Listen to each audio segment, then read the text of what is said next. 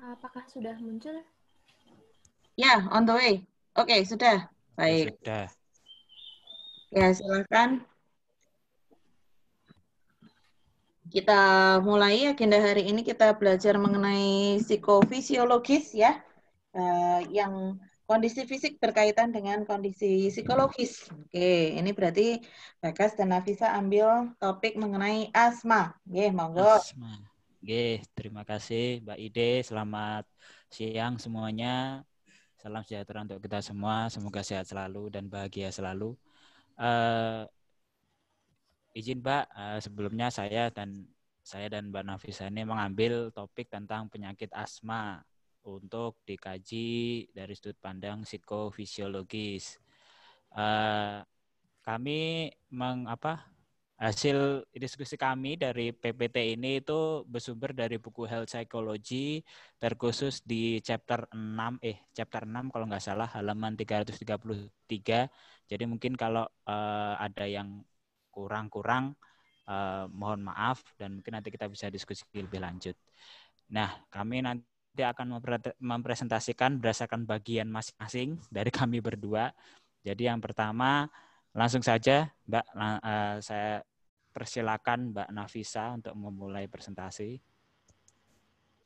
Ya, baik. Terima kasih Mas Bagas. Jadi, saya akan mempresentasikan bagian penyakit asmanya. What is asma? Jadi, di buku tersebut disebutkan bahwa asma adalah gangguan pernapasan di mana peradangan, kejang, dan lendir menghalangi bronchial tube dan menyebabkan kesulitan bernapas dengan mengik atau batuk. Kalau bahasa Jawanya mengik kayaknya gitu. Terus penyakit ini menimpa 300 juta orang di seluruh dunia. Mbak, sorry. Itu udah kamu next belum? Sudah. Kok tampilannya belum ya? Belum bergerak ya? Apa laptopku ya? Di yang lain apakah sudah di slide what is asma? Belum, Mas bisa. Belum, Mbak. Apa ini bisa diklik enable editing dulu terus habis itu slide.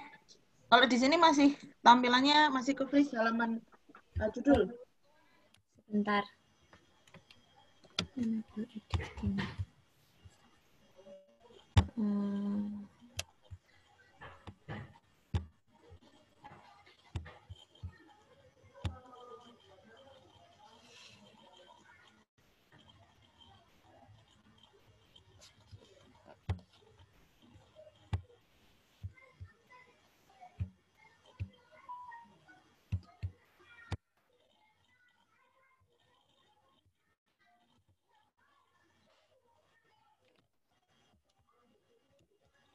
Ini apa sudah keluar? Oke. Bisa lanjut. Nah, Oke, maaf lanjut. atas kesalahan teknis nih. Ya, jadi menurut buku tersebut, saya ulangi, menurut buku tersebut, asma adalah gangguan pernapasan di mana peradangan, kejang, dan lendir menghalangi bronchial tube dan menyebabkan kesulitan bernapas dengan mengik atau batuk. Penyakit ini menimpa 300 juta orang di seluruh dunia dan lebih dari 250.000 orang meninggal akibat serangannya setiap tahun menurut WHO di 2007. Meskipun gangguan dapat muncul pada usia berapapun, tingkat prevalensi jauh lebih tinggi untuk anak-anak daripada orang dewasa. Tapi di situ juga disebutkan bahwa anak-anak jika dia mengalami asma pada masa kanak-kanak, di masa dewasanya dia bisa berkurang, asmanya itu jarang muncul gitu alias sembuh. Kemudian fisiologis penyebab dan dampak penyakit asma.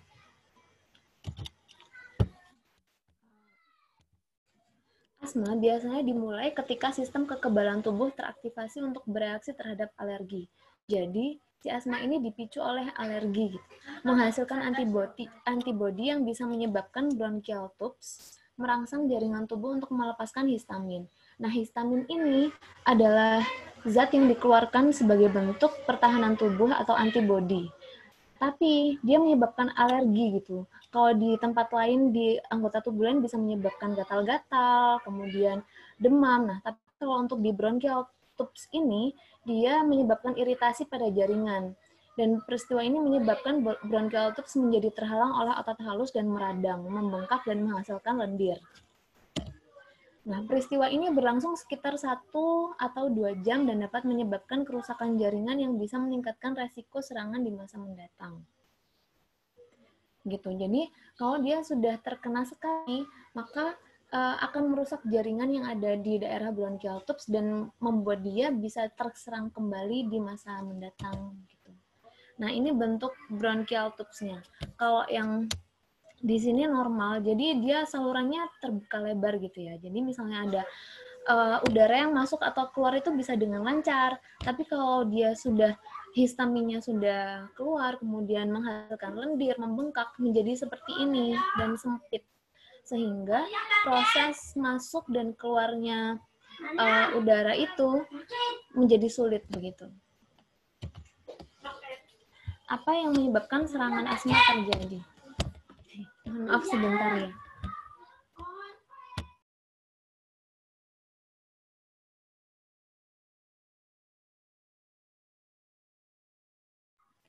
Nah, apa yang menyebabkan serangan asma terjadi? Yang menyebabkan sebabnya tidak diketahui pasti, tetapi serangan biasanya terjadi karena sebuah pemicu atau trigger gitu. Pemicu ini dibagi menjadi 2, yaitu yang pertama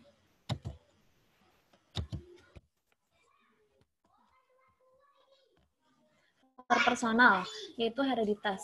Berarti secara genetik atau ada keturunan yang di atasnya itu mengalami asma gitu.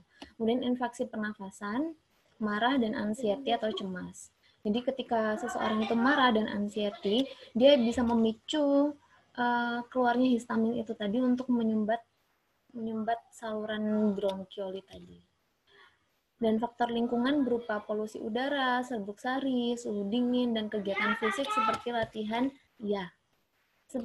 latihan berat. Terima kasih. Ya, oke. Mohon maaf. Selanjutnya, penelitian juga menemukan kasus asma yang ditularkan dari donor ke orang-orang tanpa riwayat penyakit. Jadi, seseorang yang nggak ada riwayat penyakitnya itu bisa kena asma karena dia pernah didonorkan darah oleh orang yang memiliki asma begitu. Regimen medis untuk penyakit asma. Regimen itu semacam pola gaya hidup untuk menghindari penyakit asma. Yang pertama adalah menghindari pemicu serangan yang diketahui. Pemicunya apa? Kita harus tahu dulu, karena setiap orang berbeda-beda. Ada yang pemicunya itu karena marah tadi, ada juga yang pemicunya karena dingin. Jadi yang pertama adalah menghindari pemicu serangan yang diketahui sebagai upaya preventif.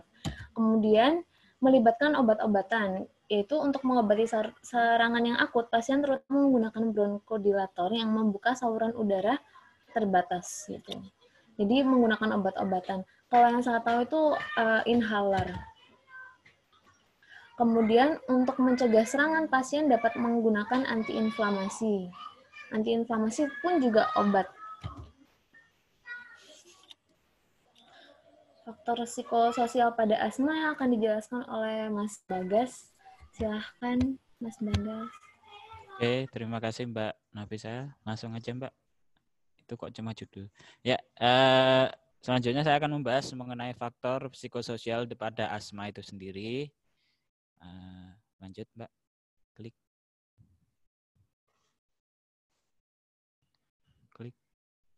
Kok nggak muncul? Nah, yang pertama di buku itu menerangkan bahwa di chapter itu menerangkan bahwa stres dan emosi negatif itu dapat menyebabkan bahkan dapat memperburuk asma itu sendiri.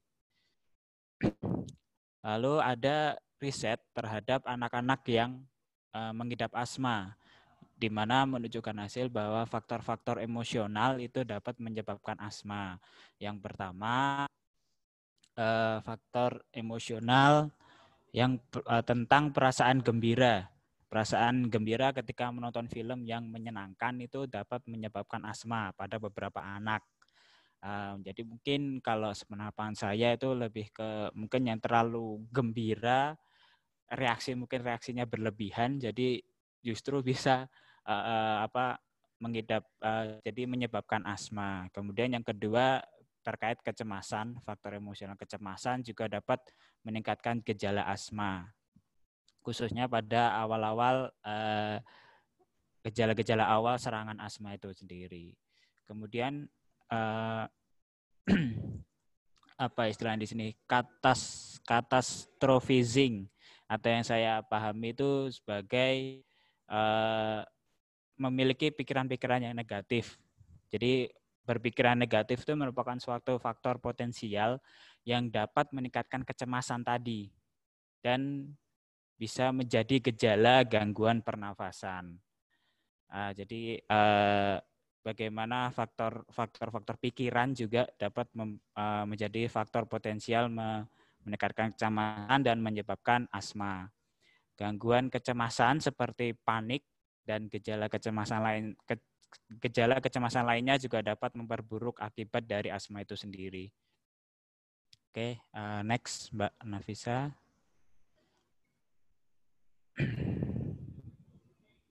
Next.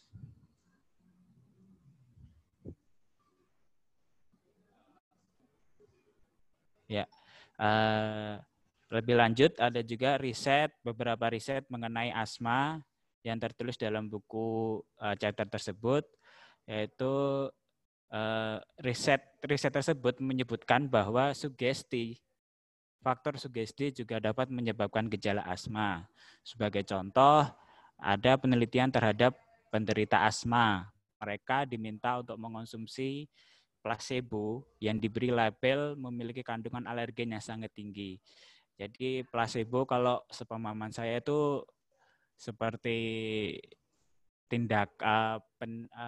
tindakan palsu atau manipulatif yang itu sebenarnya ada tujuan untuk mengontrol hasil dari tersebut kayak gitu. Jadi semacam manipulasi dan para subjek itu diberi semacam obat itu yang sebenarnya obat itu tidak memiliki kandungan alergen yang sangat tinggi, tapi di situ diberi label bahwa obat itu memiliki kandungan alergen yang sangat tinggi. Hasilnya setengah dari subjek itu mengalami serangan asma, baik serangan asma yang berat maupun kejang-kejang otot seperti itu.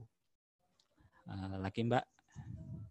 Nah, studi lain menyatakan bahwa sugesti dapat membuat seseorang melakukan pengkondisian atas dirinya. Jadi selain sugesti itu dapat menimbulkan akibat-akibat yang negatif tadi itu seperti serangan asma, tapi juga sebenarnya sugesti juga bisa mengontrol diri kita terhadap rangsangan yang sebenarnya tidak berbahaya. Misalkan ketika ada suatu rangsangan yang menyebabkan asma itu tetap dengan kekuatan sugesti bisa menunjukkan tetap reaksi pernapasan yang normal. Nah, tetapi sebaliknya juga dapat menyebabkan sesak napas yang seolah-olah bahwa saluran udara itu terhalangi. Jadi sebagai contoh misalkan ketika saya sakit kepala itu saya hanya bisa sembuh dengan obat X misalkan. Nah, kemudian saya diberi obat Y, tapi itu dibungkus dalam bungkus X. Nah, setelah saya meminumnya dengan kekuatan sugesti itu itu saya jadi merasa sembuh sakit kepalanya kayak gitu. Itu mungkin gambaran terkait placebo itu tadi. Ya, lanjut Mbak. Nah, faktor-faktor psikososialnya itu sendiri, seiring berjalannya waktu, para penderita asma yang melakukan atau memiliki coping stress yang adaptif, seperti penerimaan diri, kemudian introspeksi diri atau evaluasi, dan pengalihan pikiran cenderung mengalami peningkatan fungsi paru. Jadi kayak ketika orang-orang yang menderita asma itu berusaha untuk menerima dirinya ya memang saya asma, terus kayak ya udahlah kayak gitu, dan melakukan pengalihan pikiran untuk ya life must go on kayak gitu. Akan tetapi masih juga terdapat pertanyaan mengenai bagaimana sebenarnya faktor-faktor psikososial ini bekerja dalam mempengaruhi asma dan penderita asma seperti apa yang lebih terpengaruh akan faktor-faktor psikososial ini. Lanjut, Mbak. Nah, dalam kehidupan itu ada hubungan antara penderita asma dan keluarganya. Nah, penyakit asma yang sering kambuh bisa dibilang sangat mengganggu dan membuat stres para penderita asma, bahkan juga keluarganya. Tingkat ketidakmampuan untuk menyesuaikan diri seperti gangguan kecemasan lebih tinggi terjadi, kemungkinan lebih tinggi terjadi pada penderita asma. Nah, hal demikian dapat berdampak pada hidup dengan pengidap penyakit asma, hidup dengan mengidap penyakit asma itu dapat menyebabkan gangguan emosional bagi si pengidap asma tersebut. Kemudian yang kedua, ketidakmampuan untuk menyesuaikan diri meningkatkan frekuensi dan parahnya asma ketika sedang kambuh. Seperti itu. Lanjut, Mbak.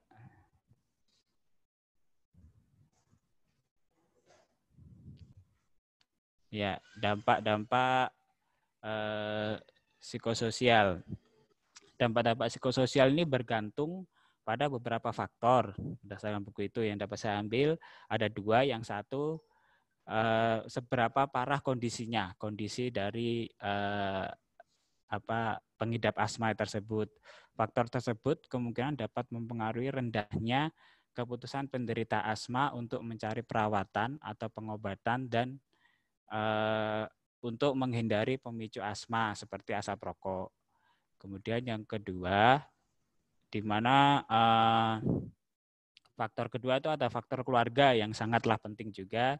Kebiasaan-kebiasaan baik yang rutin dilakukan dalam kehidupan keluarga itu dapat menyebabkan atau membantu asma itu menjadi membaik dalam artian berangsur sehat. Seperti contoh kehidupan keluarga yang rutin, kehidupan sehat, hidup rajin olahraga, seperti itu ketika dibiasakan dalam kehidupan berkeluarga itu dapat membantu si anak misalkan itu untuk asmanya itu jadi membaik dan berangsur sehat. Dan contoh lainnya juga orang tua yang berhenti merokok itu juga membantu anak untuk istilahnya berangsur sehat dari penyakit asmanya.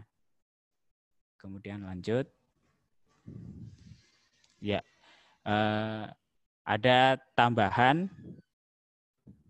Ini sepertinya Mbak Nafisa ya. Saya kembalikan lagi ke Mbak Nafisa. Silakan, Mbak. Ya, baik. Di chapter sebelum di halaman 333 itu saya menemukan bahwa terdapat sebuah penelitian yang meneliti apakah individu tipe A itu beresiko lebih besar daripada tipe B karena individu tipe A menderita berbagai macam penyakit seperti asma dan gangguan pencernaan, walaupun tetap asosiasinya lemah dan tidak konsisten. Gitu.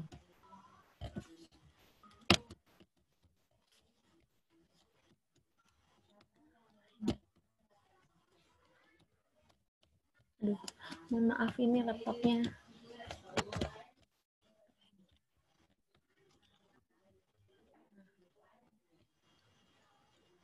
Karakteristik perilaku tipe A.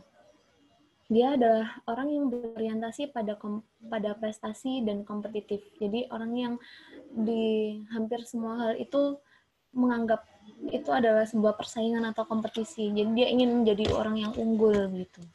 Kemudian yang selanjutnya adalah sangat menghargai waktu, dalam arti dia bisa melakukan multitasking atau 2 hal dilakukan dalam waktu yang bersamaan karena dia takut waktunya itu tidak produktif.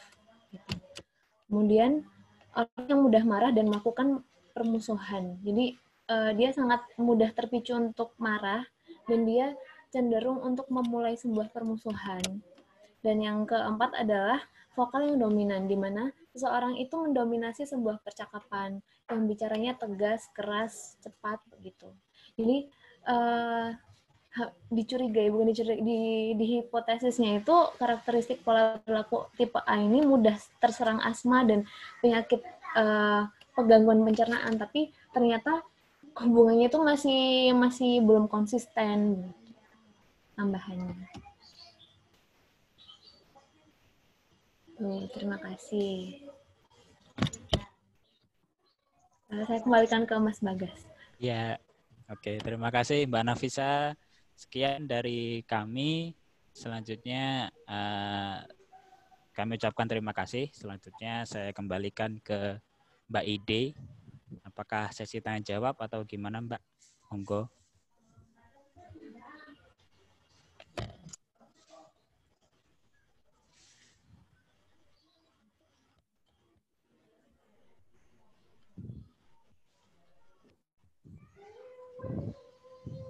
Atau teman-teman langsung kali ya menanggapi. Sok tahu banget sih. Oh, cerita dikit boleh nggak? Boleh, boleh. Jadi kalau ini kan asma ya. Kalau saya itu pengalaman saya pribadi, kalau marah itu tiba-tiba badannya itu bergetar gitu. Jadi bergetarnya itu dari semuanya, yang paling kelihatan kan memang tangan ya, tapi sebenarnya semuanya. Terus tiba-tiba itu keluar air mata itu nggak kekontrol gitu. Jadi kayak bocor aja gitu, keluar terus nggak bisa ditahan gitu. Itu kalau pas marah. Dan tubuh bergetar ini yang salah satu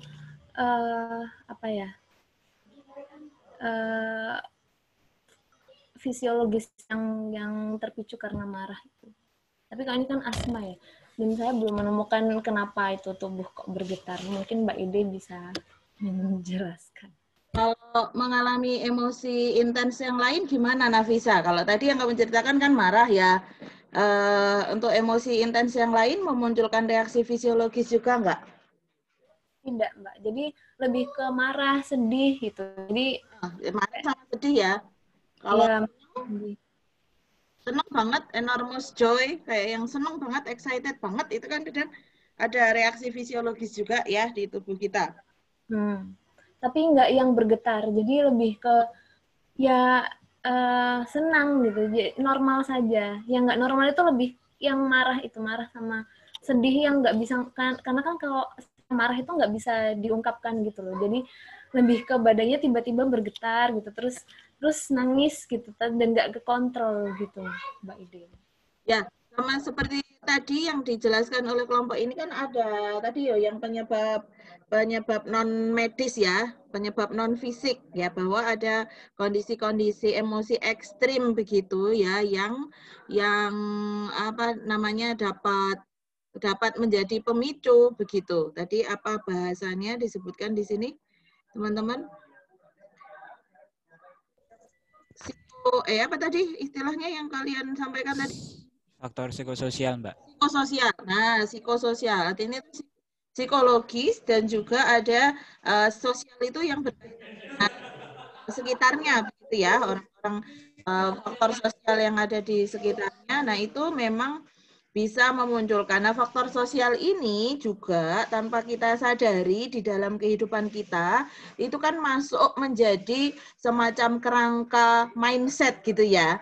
Ya, untuk ini berkaitan dengan budaya ya. Kalau minggu lalu kita sebutkan ada sosiokultural ya, pendekatan sosiokultural dalam memahami abnormalitas begitu ya. Nah, itu berpengaruh juga dalam membentuk mindset atau cara berpikir individu terkait dengan ekspresi-ekspresi ya. Misalnya saja kalau di kebudayaan kita ini kan yang paling kuat banget adalah memang betul emosi sedih dan emosi marah. Yaitu yang barangkali dikaitkan dengan semacam kemampuan kontrol diri yang tinggi ya, secara normatif gitu kan harapannya bisa mencapai orang yang baik dalam tanda kutip, yaitu yang normatif gitu ya. Dia bisa mengelola amarahnya, dia bisa mengelola sedihnya, artinya tidak menunjukkan marah dan tidak menunjukkan sedih. Padahal dua emosi itu adalah emosi yang sangat kuat sekali dimiliki oleh manusia. Sehingga ketika secara ekspresi tadi mengalami hambatan karena ya mindset tadi, nanti gimana ya nanti dilihat orang malu, nanti gimana anggapan orang padaku, kayak gitu-gitu itu yang kemudian kita berusaha menyimpannya, tidak menunjukkannya. Nah, ketika tidak menunjukkan itu tadi padahal emosinya nyata dan ada, maka ya yang menjadi sarana untuk ekspresi itu adalah tubuh kita. Ya kalau marah ya shaky gitu ya, jadi kayak gitu. Barangkali ada orang yang memang kemudian tidak bisa mengontrol psikomotoriknya, ya dia akan secara refleks saja megang barang sesuatu dilempar gitu. Atau kalau dia tidak destruktif ke eksternal atau hal-hal di sekitarnya, dia destruktif kepada dirinya sendiri. Badannya dipukul-pukulkan ke tembok atau memukul kepalanya sendiri, dibentur-benturkan atau dicubit-cubit, dipukul-pukul gitu misalnya. Nah, itu karena hambatan dari sosial ini tadi yang membuat individu tidak ada kesempatan. Dia beranggapan, kan ini mindset ya, sebenarnya mungkin lingkungannya juga sudah bisa menerima, tapi karena mindsetnya sudah terbentuk, jadi ya dia sulit untuk mengekspresikan. Jadi ditanyain kenapa toh kamu kayak gini, mbok cerita, yo nggak bisa cerita gitu, susah ya. Ekspresinya jadinya masih seperti itu. Nah, kalau dalam kondisi yang ekstrim seperti itu, tubuh kita kan juga melakukan mekanisme di dalam tubuh kita, misalnya saluran darahnya itu melebar, saluran pernafasannya menyempit malahan. Jadi kalau marah atau kalau sedih itu kan emosi intens itu kan nafasnya gimana? Bisa nggak nafasnya tertata? Nafasnya biasanya pendek-pendek. Ya toh, pendek-pendek atau tersengal gitu ya, kayak keputus-putus. Nah, ketika itu terputus berarti aliran oksigen yang masuk ke dalam tubuh kita juga menjadi tidak optimal. Itu berbeda dengan ketika kita dalam kondisi tenang, tarik nafas, oksigennya banyak yang masuk, darah kita penuh dengan oksigen, kayak gitu kan lancar. Nah, jadi ini simultannya kita tidak sadar bahwa tubuh kita juga merespon secara spontan begitu gitu. Ya tadi yang dicontohkan oleh Nafisa, kok aku nggak sadar gitu ya. Aku juga tidak menyengaja seperti ini gitu.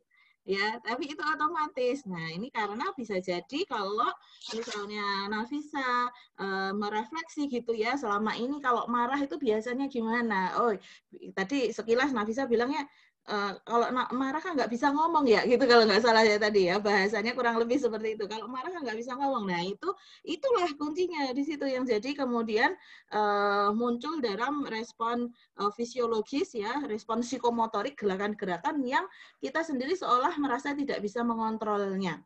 Ya, gitu. Jadi kalau tahu penyebabnya, salah satunya dari faktor psikologis dan faktor sosial ada seperti itu, maka ya di kesempatan mendatang individu dapat lebih mudah untuk mengenali, oh ya ini kayaknya ini aku marah nih. Kalau aku marah aku ngap gitu ya, mengine kambuh gitu ya. Karena apa? Karena nafasnya pendek-pendek. Semakin nafasnya pendek, tubuhnya semakin kekurangan oksigen, ya bisa kolaps, bisa apa? Pingsan, ya serangannya tiba-tiba. Kalau tadi juga ada menyinggung tentang panik ya, kecemasan, panik. Nah itu karena ya itu tubuh kita kekurangan gitu, kekurangan oksigen sehingga tambah parah gitu. Maka kalau ada emosi yang intens seperti itu, maka duduk dulu, minum dulu. Nah, itu P3K-nya. PFA, Psychological First Aid-nya. Ya, duduk dulu.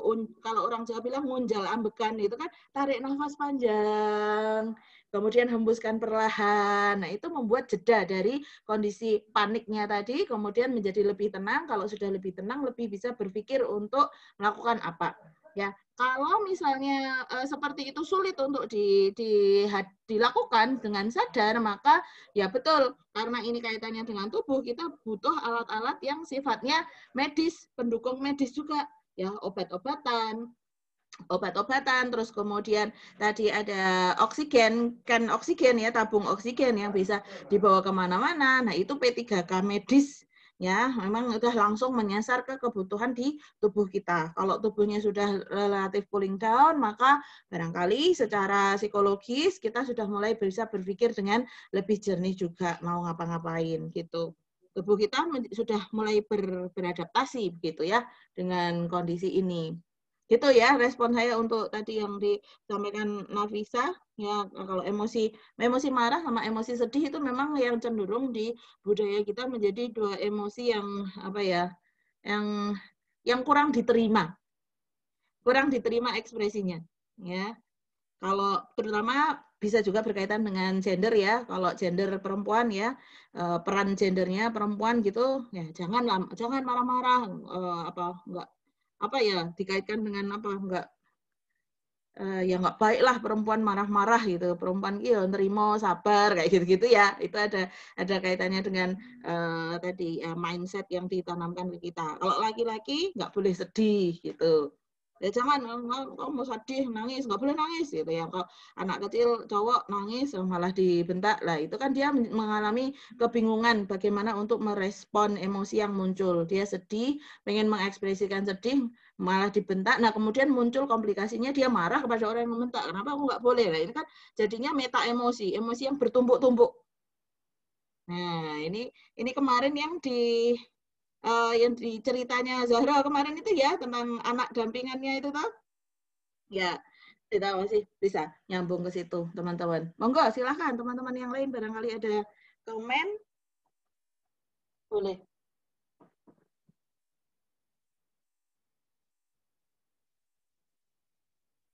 Gimana?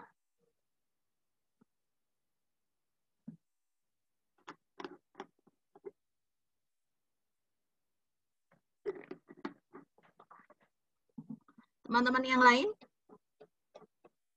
Selain penyaji?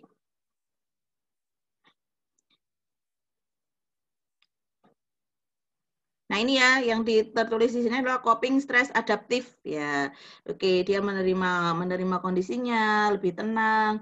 Evaluasi itu maksudnya juga kaitannya dengan bisa menerima ini tadi ya. Dia mengevaluasi, oh kalau saya merespon seperti ini hasilnya seperti ini, maka lebih baik begini begitu ya. Kemudian ada pengalihan pikiran ini lebih ke pikiran-pikiran negatif tadi ya yang disebutkan di awal ya toh. Kalau sudah muncul takut apa kayak begini kayak begitu, nah itu malah lebih merangsang cemasnya muncul. Jadi oke, nggak apa-apa gitu ya, menerima bahwa ada bagian-bagian mungkin dari rencana-rencananya tidak semuanya bisa terlaksana dengan baik gitu ya. Ada yang mungkin butuh plan B, plan C dan seterusnya yang itu bisa dilakukan juga gitu. Ada kemungkinan-kemungkinan lain gitu, nggak hanya satu jalan aja yang kalau jalan itu buntu terus bingung ya, udah nggak bisa apa-apa lagi gitu misalnya. Nah itu coping stress adaptif tuh yang seperti itu.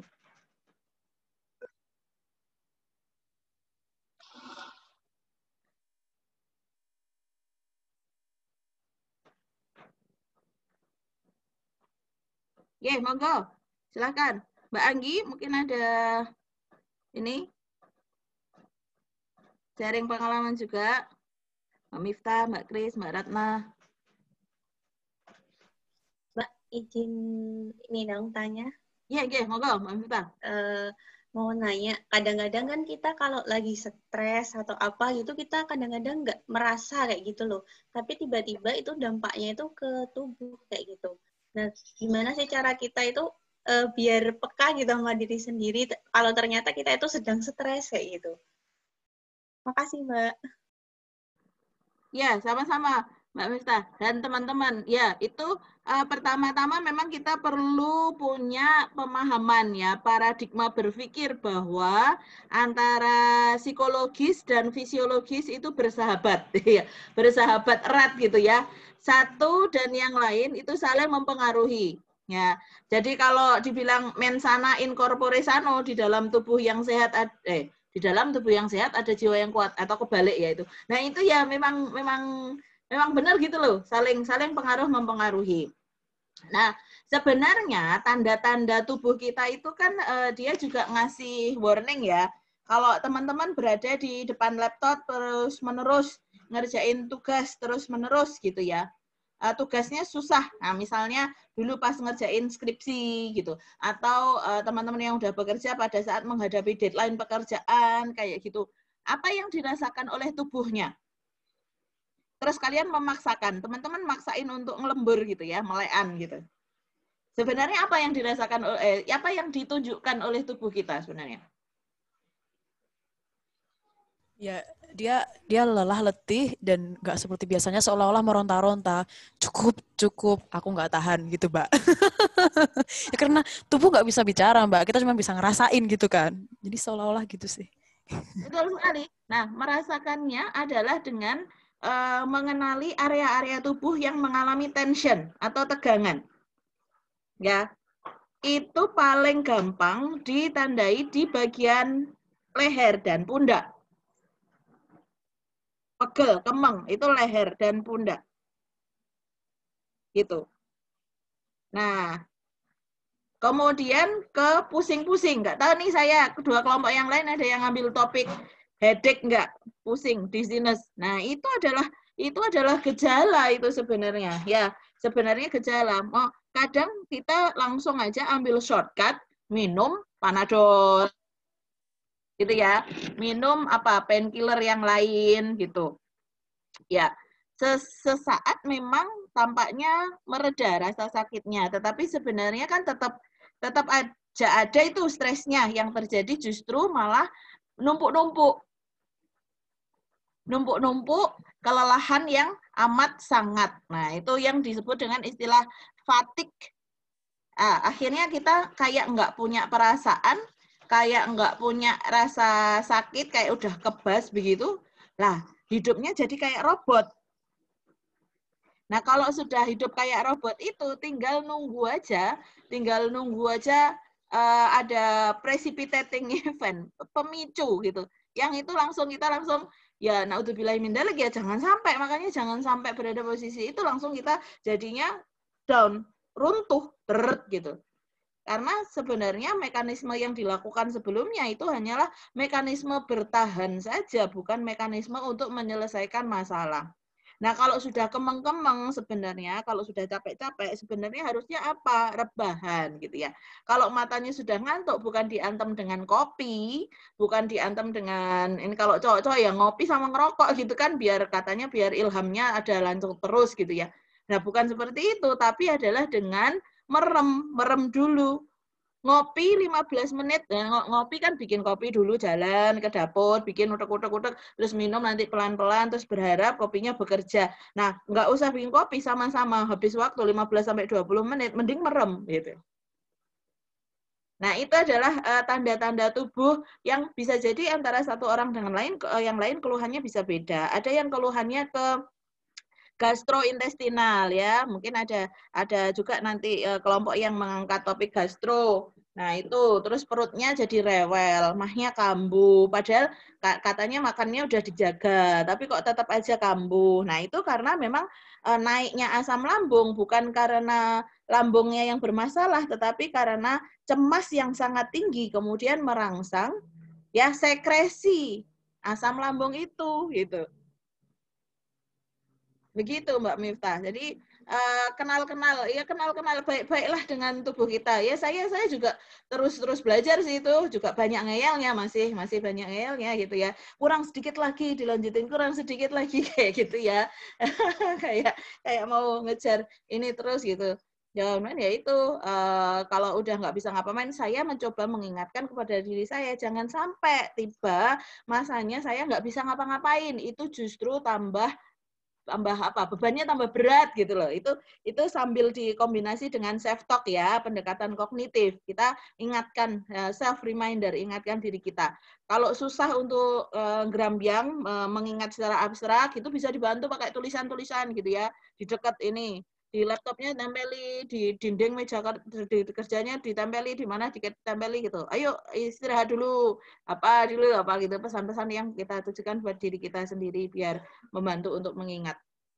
Gitu ya Mbak Miftah. Nah, saya penasaran nih, kelompok kedua apa ya topiknya? Kelompok kedua dan kelompok ketiga. Jadi asma. Kalau saya sih aman ya, insya Allah saya nggak ada keluhan di asma. Kalau saya keluhannya di asam lambung. Nah, ini yang kita bahas hari ini itu sebenarnya keluhan sejuta umat sih. Gitu. Migrain itu ya nanti kalau yang headache itu kan migrain itu yang banyak dialami itu.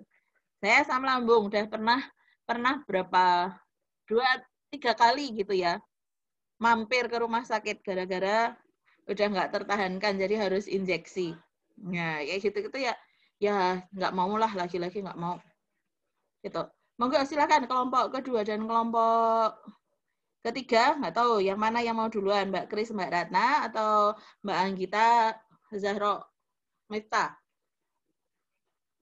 Atau masih ada komen untuk Nafisa dan Mas Bagas? Silakan.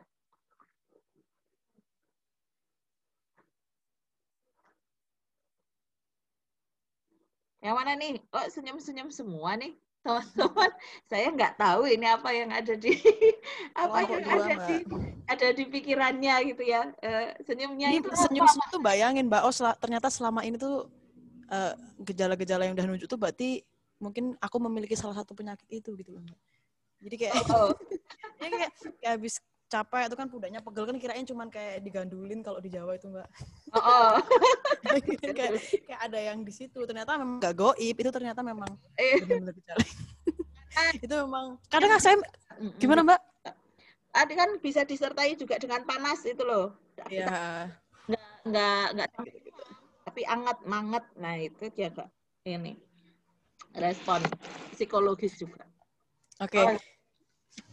Ya Mbak. Selanjutnya halo. Ya. Jaringannya Mbak. Selanjutnya kelompok 2 Mbak.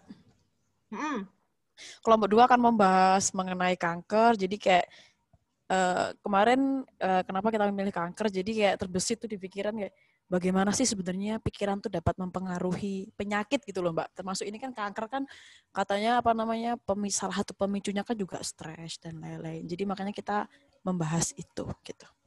Jadi kayak ketika stres memicu sebuah rasa sakit gitu Mbak. Untuk presentasinya akan dijelaskan oleh Mbak Zahro. Oke, bentar ya Mbak, ini saya mau share screen dulu.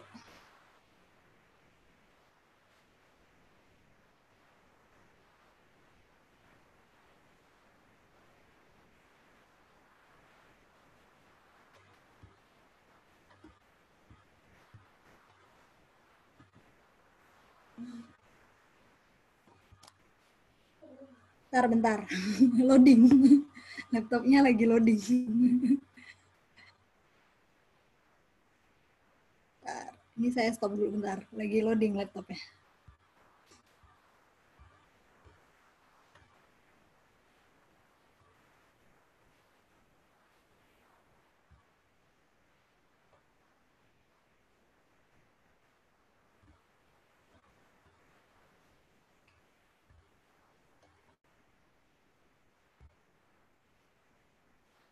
Udah ya, udah muncul.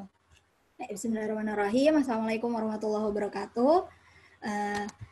Insya Allah hari ini kami dari kelompok 2 ya, kelompok 2 nggak sih?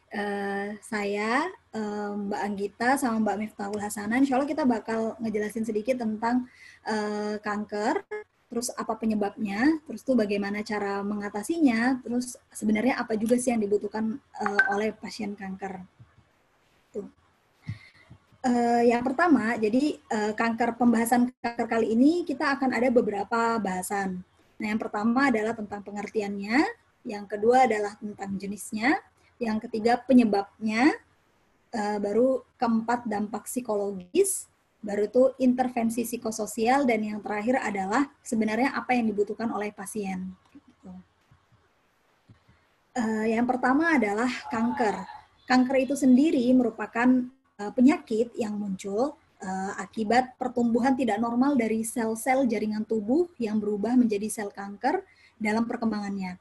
Sel-sel kanker ini dapat menyebar ke bagian tubuh lainnya sehingga dapat menimbulkan kematian. Yang seperti kita tahu kan ketika misalnya orang sudah didiagnosis kanker itu pasti pikirannya oh ya sudah umur saya tuh nggak sebentar, umur saya tuh nggak bakal lama kayak gitu, bentar lagi. Nah terus tuh Nah, jenis-jenis kanker ini ternyata dibagi menjadi beberapa jenis yang kita ambil. Yang pertama adalah karsinoma, yang kedua adalah melanoma, yang ketiga adalah limfoma, yang keempat adalah sarkoma, dan yang terakhir adalah leukemia. Mungkin kalau seandainya, kalau saya sendiri biasa dengar tentang leukemia, karena kan banyak juga ya leukemia yang dijadikan film dan segala macam tuh banyak sekali kayak gitu. Nah, yang pertama adalah tentang kanker karsinoma. Nah, kanker karsinoma ini adalah merupakan neoplasma ganas dalam sel kulit dan lapisan organ tubuh seperti saluran pencernaan, pernapasan, dan produksi. Mungkin kalau seandainya kita sering dengar tuh adalah kanker usus yang kayak gitu tuh. Nah, sedangkan melanoma adalah neoplasma dari jenis sel kulit khusus yang menghasilkan pigmen kulit yang disebut melanin. Nah, terus yang selanjutnya yang ketiga adalah limfoma. Limfoma adalah kanker kelenjar getah bening. Ya seperti yang dilihat di gambar, emang agak serem juga gambarnya. Terus yang keempat adalah sarkoma. Sarkoma ini merupakan kanker neoplasma ganas otot, tulang, atau jaringan ikat. Terus yang kelima adalah leukemia. Kanker pada organ pembentuk darah seperti sumsum tulang yang mengarah ke ekstrem proliferasi sel darah putih. Nah, biasanya kalau misalnya leukemia ini kan ada misalnya dia kena leukemia ini kan biasanya dia berpindah-pindah, setahu saya ya. Kebetulan saya juga punya kakak kelas yang memang dulunya sempat leukemia itu ternyata menyerangnya itu di beberapa pembuluh darah kayak gitu tuh. Jadi pindah-pindah gitu dan kebetulan yang kakak kelas saya ini juga sudah meninggal kayak gitu. Jadi memang leukemia ini karena kebetulan pengalaman kakak kelas saya sendiri tuh kayaknya jahat banget gitu ya kankernya. Nah, penyebab kanker itu ada beberapa jenis. Nah, yang pertama adalah genetik. Nah, genetik di sini adalah keturunan. Kenapa di sini keturunan? Jadi kemarin saya juga sempat baca di buku yang Mbak Ide kasih di Google Classroom di Health itu. Jadi ternyata kanker ini juga bisa menjadi bawaan kayak gitu. Bawaan bisa jadi dia ketika orang tuanya itu punya genetik kanker itu bisa jadi menurun ke anaknya kayak gitu. Nah, terus tuh yang kedua adalah lingkungan. Nah, lingkungan ini maksudnya adalah radiasi ataupun paparan bahan kimia. Contohnya nih, kebetulan saya tuh sempat juga magang di salah satu perusahaan ya di Kota Bontang. Itu tuh beberapa staf yang memang kerjanya itu di lab, karena memang mengurusi benar-benar sering banget terpapar oleh bahan kimia itu memang beberapa itu ada yang terkena kanker tapi kanker ringan kayak gitu. Karena kan memang radiasi bahan kimia itu tuh memang sangat cepat gitu loh untuk menembus ke tubuh sekalipun sudah pakai baju yang lengkap kayak gitu tuh. Jadi banyak sekali tuh kalau misalnya saya dengar ketika kerjanya memang di laboratorium itu pasti mengambil jatah untuk check up kesehatan itu sering sekali kayak gitu. Karena memang radiasi ini juga ternyata bisa menyebabkan kanker. Terus yang ketiga adalah perilaku. Nah, perilaku ini maksudnya adalah gaya hidup yang tidak sehat. Nah, jadi mungkin beberapa kali dari artikel-artikel juga banyak ya, yang misalnya dia terkena kanker, ternyata pas dilihat gaya hidupnya itu tidak sehat. Misal jajan boba sehari 5 kali, udah kayak sholat aja tuh. Jadi boba, abis itu boba lagi. Selesai boba, kayaknya es jeruk enak nih, udah es jeruk. Padahal panas-panas tuh. Nah, itu kan jadi benar-benar gaya hidupnya nggak sehat. Ada cilok lewat, beli lagi cilok. Kayak gitu terus. Gitu. Nah, terus tuh yang terakhir adalah psikososial. Nah, ternyata psikososial ini adalah stres. Seperti yang tercantum juga di buku Health itu, ternyata stres itu juga bisa menyebabkan kanker. Karena stres itu bisa meruntuhkan kekebalan tubuh kita kalau misalnya udah stres banget kayak gitu. Karena kan kayak misalnya tadi di kelompok yang sebelumnya itu juga sempat ada yang nanya kan bahkan kalau misalnya stres itu bisa jadi kita juga nggak sadar kalau kita stres saking udah stresnya kayak gitu. Kadang kan kalau misalnya kita udah kerja, udah nggak apa-apa, tinggal dikit lagi, tapi itu terus berulang sampai akhirnya kita tuh lupa kalau ternyata kita itu sakit. Jadi sampai alarm tubuh kita itu udah nggak ada lagi kayak gitu. Nah, dampak psikologisnya yang pertama itu adalah psikososial, yaitu stres. Terus itu ada yang kedua adalah gangguan kecemasan. Terus tuh yang terakhir adalah depresi. Nah, kalau stres tadi, yaitu bisa jadi dalam banyak faktor ya, terutama kalau misalnya kita terlalu lama memendam sesuatu itu juga ternyata bisa menyebabkan stres kayak gitu. Terus yang kedua adalah gangguan kecemasan. Nah, gangguan kecemasan ini juga kadang kita tuh sampai nggak sadar, misalnya dikit-dikit tuh mencemaskan hal yang sebenarnya nggak perlu dicemasin, kayak gitu. Ini kira-kira gimana ya? Ini kira-kira gimana ya? Jadi memang ada gangguan kecemasan juga, kayak gitu. Terus yang terakhir adalah depresi. Nah, depresi ini kalau seandainya yang saya juga beberapa kali ya, saya dapat cerita juga, itu tuh kadang ada juga orang yang depresi itu sampai nggak sadar kalau dia itu depresi sudahan. Jadi udah yang kayak ini kenapa saya tahu kebetulan memang pernah saya temukan ini sama teman sendiri ketika lagi mengerjakan skripsi kayak gitu tuh. Nah itu udah di tingkat akhir itu sampai tidak sadar bahwa dia itu sebenarnya sudah di tahap depresi kayak gitu. Nah, terus selanjutnya adalah intervensi psikososial untuk penderita kanker. Nah, yang pertama adalah meskipun pengobatan dengan obat-obat narkotika sangat bermanfaat, intervensi psikososial juga dapat membantu. Jadi tidak hanya obat-obatan. Nah, terus pengurangan stres berbasis kesadaran telah ditemukan untuk mengurangi gejala depresi dan indikasi lainnya, tekanan emosional pada pasien kanker. Jadi tidak hanya obat-obatan, tapi banyak juga faktor-faktor lain itu yang bisa mengurangi gitu loh dampak terhadap penderita kanker. Terus yang terakhir adalah para pasien yang mendapatkan perlakuan yang disesuaikan dilaporkan mengalami lebih sedikit rasa sakit dan lebih banyak terlibat dalam aktivitas sehari-hari dari kelompok perawatan biasa. Nah, kayak gitu. Jadi intervensinya juga pasien kanker itu bisa aktivitasnya itu disesuaikan dengan kanker yang diderita kayak gitu. Kayak contoh waktu itu saya tuh sempat juga menjadi volunteer kan di salah satu rumah sakit. Di situ anak-anak tuh kebetulan memang pasien kankernya.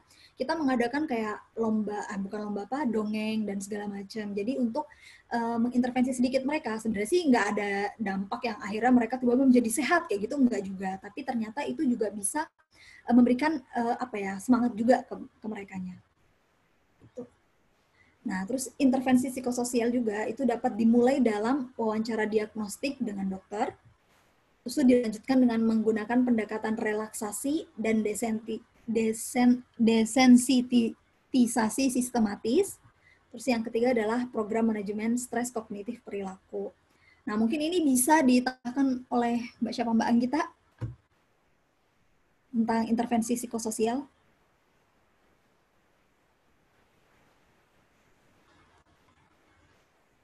Atau Mbak Miftah sini biar saya jadi lupa. Ini dia program manajemen stres kognitif perilaku. Ini siapa Mbak Anggita yang mau nambahin? Mbak Anggita atau Mbak Miftah? Boleh sih Mbak saya. Jadi kalau ke psikososial kan jadi kecenderungan bahwa penyakit kanker ini kan mempengaruhi dampak psikologis ke sekeliling ya, di mana kita udah kehilangan kepercayaan diri, kemudian kita di sini udah merasa bahwa kita nggak bisa apa-apa. Apa sih persepsi pertama ketika orang dengar kanker? Satu, dia mempengaruhi kondisi tubuh pasti. Yang kedua pasti mengubah penampilan fisik. Ya Mbak, mengubah penampilan fisik kanker sulit disembuhkan, bahkan menuju ke pengantar menuju kematian. Gitu. Karena pengalaman saya, almarhum mama saya tahun lalu meninggal karena kanker, dan setelahnya kakak saya juga sempat divonis, dan di situ muncul di otak genetik gitu Mbak, yang saya maksudnya kayak genetik nih genetik. Dan yang terakhir kan anaknya saya, dan disitulah kadang bahkan sebelum saya mengalami gejala-gejala tersebut tuh saya udah terkena psikososial dari almarhum mama saya dan juga kakak saya. Walaupun saya nggak mengalami apa-apa, tapi kayak mikir, wah ini ada genetik nih. Jadi saya kayak harus benar-benar menghindari pola-pola pemicu kanker tersebut gitu sih. Jadi bahkan psikososial ini muncul nggak setelah kita punya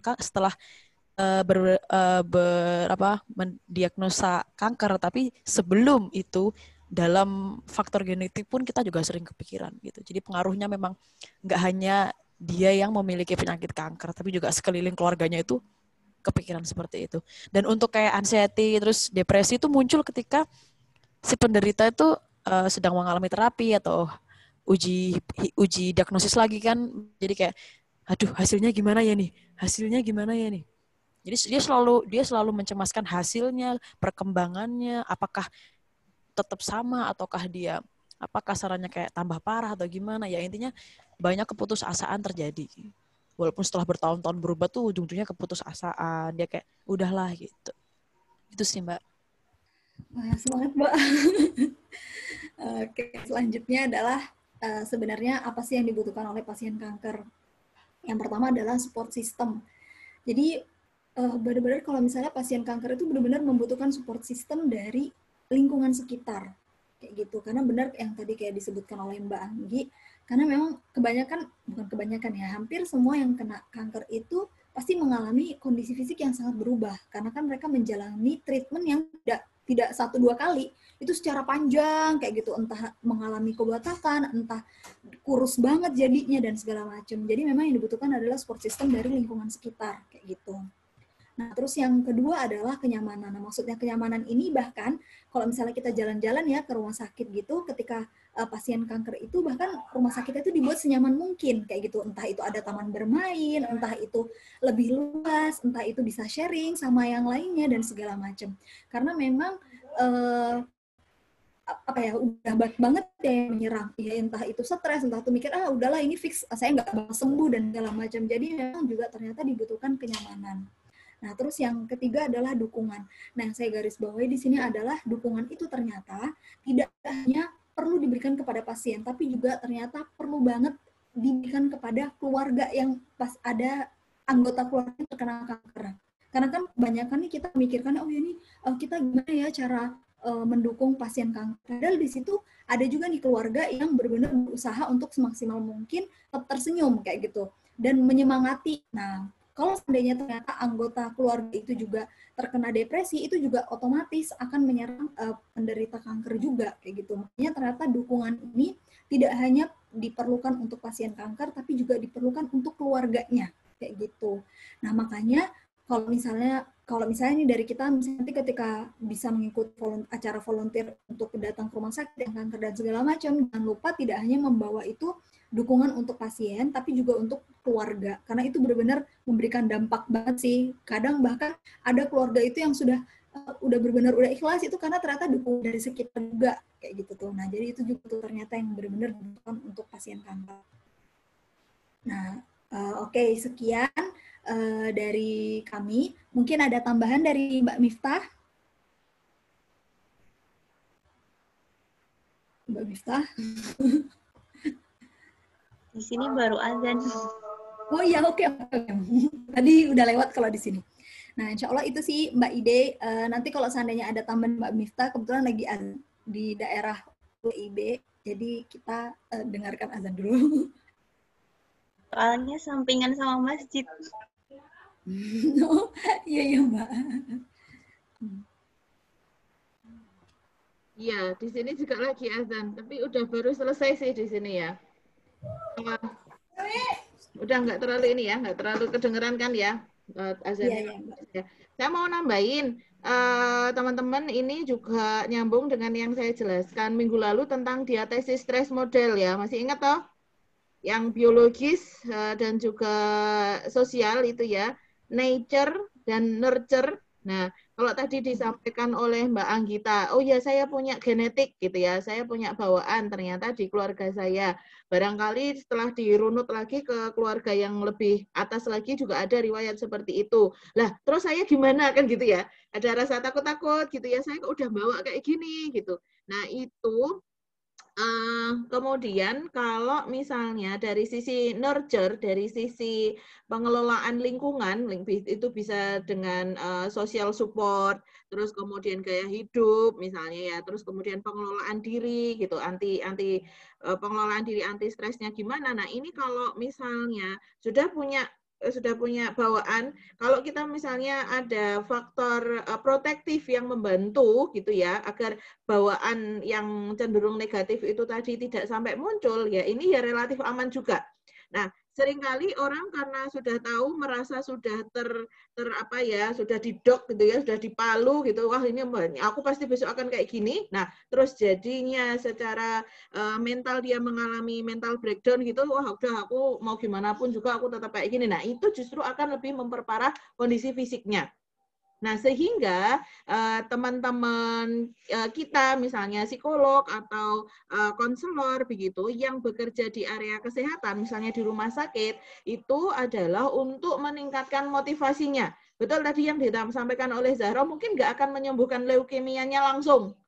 Tetapi dengan memberikan motivasi, memberikan dukungan, memberikan cerita-cerita penyemangat, mendengarkan keluh kesahnya, nah itu membantu menurunkan tingkat stresnya.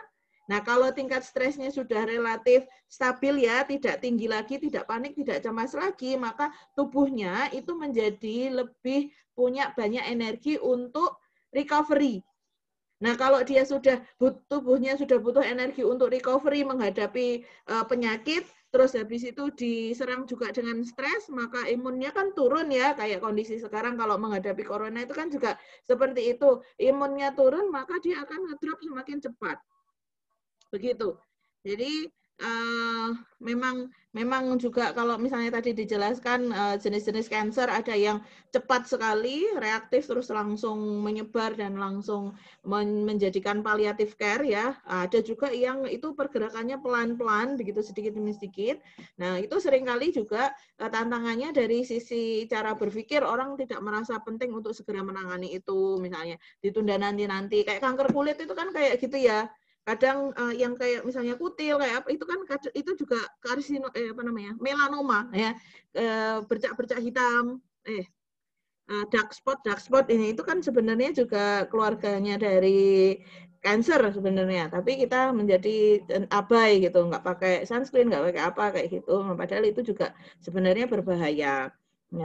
Nah ini kalau teman-teman tertarik di area kesehatan, teman-teman bisa jadi announcer, teman-teman bisa jadi influencer begitu loh, teman-teman MAPSI ini untuk menyuarakan kepada masyarakat secara umum ya, pentingnya untuk mengenali itu tadi gejala-gejala fisik kaitannya dengan gejala psikologis, sifatnya adalah preventif, promotif, bukan kuratif. Kalau kuratif misalnya terapi-terapi, nah itu nanti ranahnya yang punya kewenangan adalah teman-teman yang memiliki surat izin praktek ya kan. Tapi kalau teman-teman MAPSI ini bisa bergerak promoting gitu, promoting mengenai mental health issues ya, bagaimana agar orang menjadi lebih aware, lebih paham, terus bagaimana mencegah agar tidak arahnya sampai ke situ begitu ya, dalam pemahaman-pemahaman ini tadi. Kemudian tadi saya mau menyampaikan ini yang kaitannya dengan tadi disampaikan Zahra juga kalau nggak salah.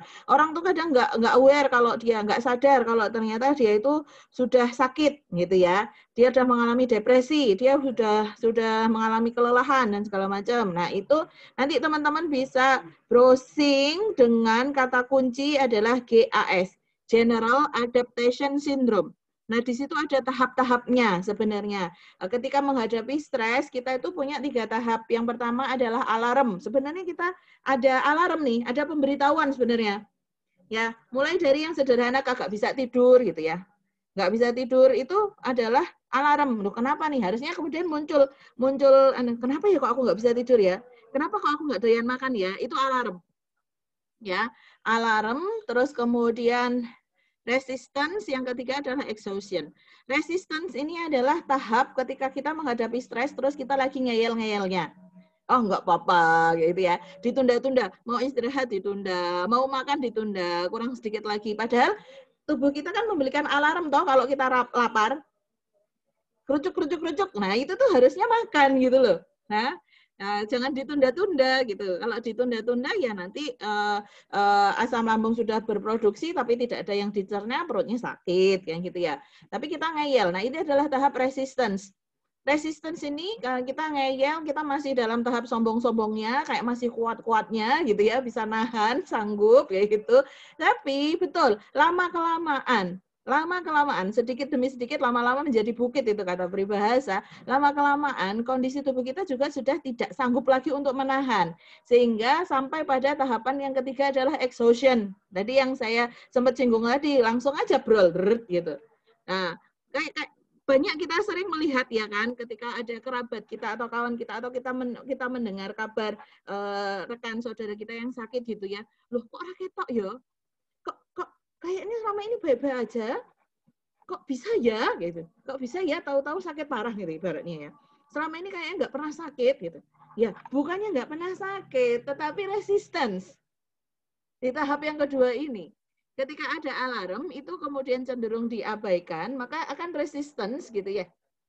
dia akan mencoba mencari banyak cara, pokoknya biar tetap bisa jalan gitu, sakitnya nggak dirasa, barangkali juga nggak periksa atau nggak apa gitu ya, dianggap sebagai bukan suatu hal yang urgent untuk segera ditangani, tapi lama-kelamaan gitu akan menyebabkan kelelahan ya, exhaustion ini tadi, yang tiba-tiba muncul dalam kondisi yang tidak disangka, tidak dinyana, sudah parah begitu. Nah, itu yang jangan sampai itu begitu. Jadi kita ininya adalah promote untuk menyadari alarm-alarm yang diberikan. Sehingga kalau masuk ke dalam tahap resistance ini tidak bisa dipungkiri karena stres itu kan selalu ada ya di dalam kehidupan kita. Nah, ketika berada dalam resistance, ketika berada dalam posisi bertahan menghadapi stres, kita memiliki cara-cara yang itu adaptif. Kalau tadi di slide disebutkan coping stres yang adaptif gitu atau coping yang efektif begitu. Nah, itu kita melakukan upaya pengelolaan terhadap stresor itu tadi, tetapi dengan cara-cara yang memang mengatasi masalahnya, bukan menghindari masalahnya. Begitu. Ya, bukan menghindari masalahnya. Sehingga terselesaikan ya sudah, besok kita akan ketemu dengan stres yang lain lagi. Memang hidup ya seperti itu. Kayak kita kalau sehari-hari kan keringatan kotor nanti mandi lagi. Nggak bisa kita ngomong, ya masa nggak usah mandilah, nanti kotor lagi ya nggak bisa gitu. Ya analoginya sama seperti itu. Ya nggak usahlah kita terlalu mikir tentang hidup, nanti juga ada stres lagi. Ya memang ada stres, tapi stres itu kemudian kita selesaikan satu-satu, kayak hari ini kita mandi pagi, nanti mandi sore, besok ya mandi lagi kan gitu, dibersihkan terus-menerus. Stres juga begitu, setiap hari ada saja pemicu-pemicunya kita bersihkan. Nah, ini saya jadi ingat pertanyaan Nafisa minggu kemarin di WhatsApp group. Itu maksudnya kontinum yang dinamis itu seperti apa? Kontinum itu geraknya dari dari ringan sampai ke parah begitu ya. Nah, dinamis ini adalah dinamisnya ketika kita berhadapan dengan kita nih berubah terus, kitanya berubah, eksternal juga berubah, internal eksternal ini berubah terus gitu loh. Sehingga kadang bisa jadi terjadi, dulu saya menganggap stresor itu adalah stresor yang berat, saya kolaps dulu ya.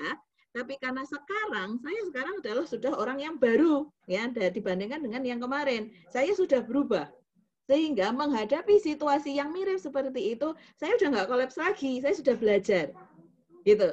Nah, bisa jadi juga kemarin saya nggak belajar nih, saya nggak niteni apa pengalaman, saya nggak reflektif begitu ya. Tapi stresornya di sini ya ringan-ringan saja, jadi ya saya masih bisa overcome gitu. Jadi ada itu kita tidak bisa menyebutkan sebagai kutub gitu ya, normal, abnormal begitu sebagai kutub. Yang kalau nggak normal itu pasti normal, ya belum tentu. Kita punya kadar abnormalitas yang kalau kata judul film itu kan ya 50 Shades atau 100 Shades gitu ya. Ada gradasi warnanya itu banyak sekali ya. Abu-abu muda, abu-abu setengah muda, abu-abu setengah tua ketambahan pink ya, itu macam-macamnya banyak sekali. Gradasi-gradasi yang kita miliki, dan kita dengan pemahaman bahwa we are evolving, kita terus-menerus bertumbuh dan belajar, berproses, berubah itu tadi, sehingga harapannya justru membangun apa? Hope ya, optimisme. Ya, belum tentu loh saya kemarin nggak bisa, sekarang saya tetap nggak bisa. Siapa tahu saya sekarang bisa. Nah, itu membuat kita berani untuk mengambil kesempatan gitu ya. Itu menjadi self talk yang positif kalau kita sudah mulai cemas. Aduh kemarin nggak bisa ya, jangan-jangan sekarang juga nggak bisa. Jangan-jangan, nah pikiran jangan-jangan ini kan ya yang menggerogoti ya. Jangan-jangan ini takut-takut ya gitu. Ini itu yang belum terjadi tapi kita sudah mikirkan sekarang. Nah, ini efeknya luar biasa terhadap kondisi fisik kita ya, tanpa kita sadari. Apalagi kalau mindset ini kita miliki, jadi sangat membatasi diri gitu loh. Mau kayak gini, jangan nanti gini. Pencemas itu kan begitu banget. Nah, sehingga ketika dia tidak melakukan apa-apa, melihat teman-temannya melakukan apa-apa gitu, sudah mencapai pencapaian, nah itu tambah stres lagi, kok aku nggak punya apa-apa. Nanti komorbid, jadi muncul gangguan bersamaan, ada depresi dan kecemasan. Nah, ini malah tambah complicated lagi begitu ya. Dan betul nanti akan dampaknya bisa mengarah kalau sudah exhaustion tadi, itu tubuh yang kalah, kalau kita punya kerentanan misalnya dari faktor-faktor genetiknya, nah itu yang akan terpicu. Jadi individu yang memang punya riwayat genetik kanker, maka nanti barangkali sel, entah nggak tahu yang kena sel tubuh mana yang dia menjadi mutasi gitu ya, menjadi sel yang ganas menyerang diri sendiri, itu yang mana gitu ya.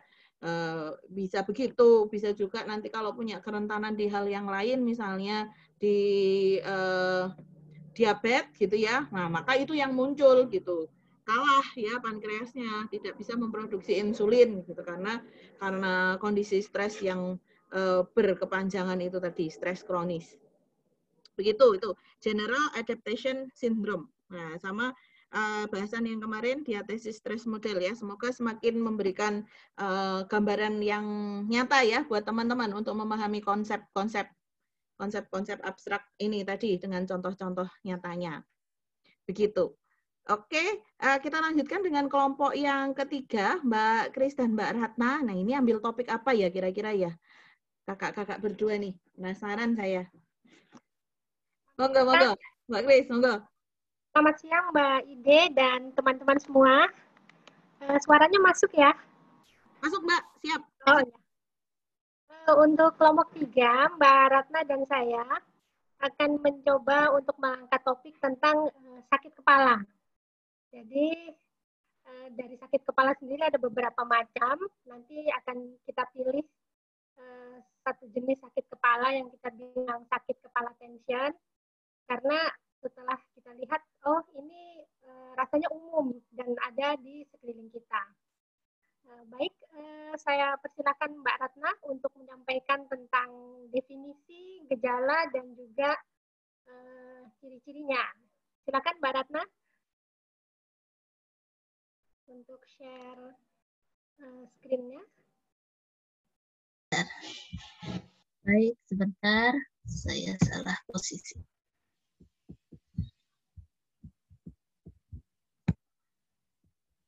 Oke, sudah dilihat semuanya? Sudah ya? Oke, baik. Jadi kami memilih sakit kepala di sini. Dan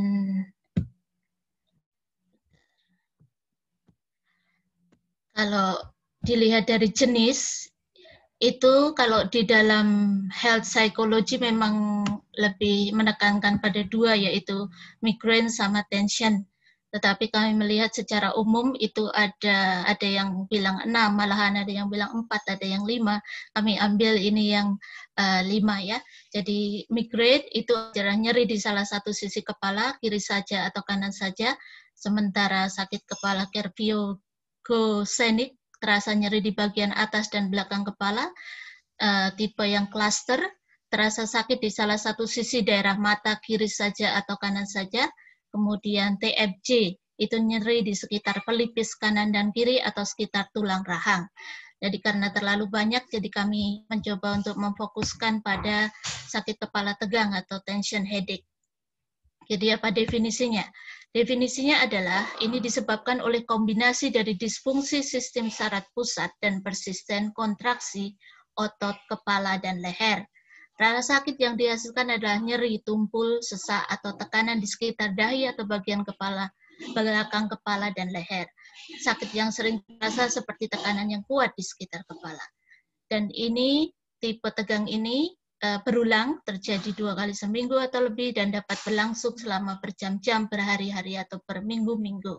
Sehingga lebih jelasnya, jenis tension headache atau sakit kepala tegang ini ada 2, yaitu episodic tension dan chronic tension. Episodic tension ini berlangsung 30 menit sampai beberapa hari, dan umumnya dimulai secara bertahap. Jumlah hari nyeri kepala kurang dari 15 hari per bulan. Sementara kalau chronic tension itu datang dan pergi dalam jangka waktu yang lebih lama, rasa sakit itu mungkin semakin kuat atau mereda sepanjang hari, tetapi hampir selalu ada. Dan frekuensi dan rata-rata nyeri kepala lebih besar daripada 15 hari per bulan dan berlangsung lebih dari 6 bulan. Lalu bagaimana dengan karakteristiknya? terasa seperti ditekan atau diikat namun tidak berdenyut, dapat mengganggu aktivitas tapi tidak menghalangi aktivitas, lokasi nyeri bisa bilateral atau di dua sisi, tidak bertambah berat saat aktivitas rutin biasanya, dan penderita yang nyeri kepala, sakit kepala tegang ini tidak ada mual atau muntah, dan tidak mempengaruhi penglihatan, keseimbangan, atau kekuatan. Fotofobia atau terganggu dengan cahaya, sinar matahari atau lampu yang terang itu tidak ada, atau mungkin kalau ada pun misalnya pergantian antara fotofobia dengan fonofobia. Kalau fonofobia itu dihasilkan, gangguan yang dihasilkan karena suara ya, suara yang keras itu akan merasa terganggu. Bagaimana dengan gejalanya? Gejalanya adalah nyeri atau tekanan ringan sampai sedang di depan, atas atau samping kepala atau leher.